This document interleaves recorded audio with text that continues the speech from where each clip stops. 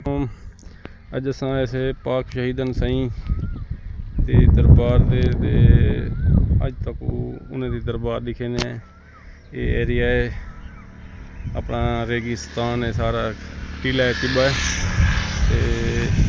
ये जैद मियाँ असां हुण आए से बिल्कुल टिब्बे के उत्ते दरबार बनी हुई है पीर शहीदन साईं दी। हुण तक वेने उन्हें दे अंदर वन के तक जियारत कर वेने हैं।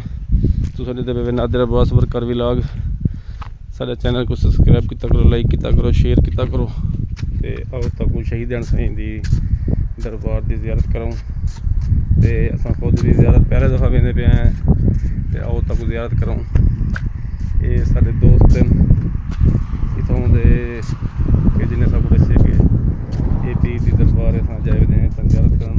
ज़ाहिर मियां दा पहले जानदा है ते असां इत्थां कने पहली दफ़ा आंदे पे से। रेत दा टिब्बा, ये भी रेत है माशाअल्लाह। ये अंदर वजन दा रस्ता है जो बनया है शहीदन साईं दा, पीर शहीदन साईं।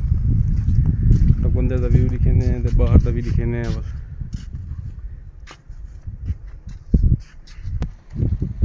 ये साईं शहीदन पीर साईं दी मज़ार बनी हुई है इत्थें कि ने माशाअल्लाह।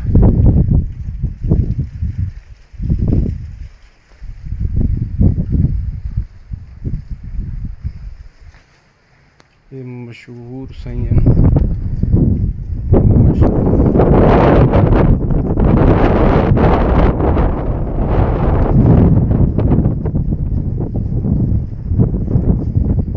शहीदन सिंह।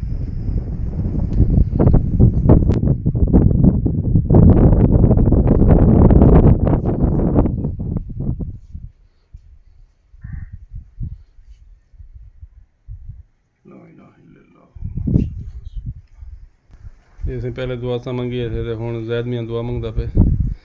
ये जैद मियाँ तो काफ़ी दफ़ा दी भी है, हर चक्कर दे मैं तो आंदा पे हम तो जियारत करें आस्ते तो पीर शहीदन साईं कोल आंदे वेंदे भी हैं माशाअल्लाह। ये कबर मुबारक है उन्होंने।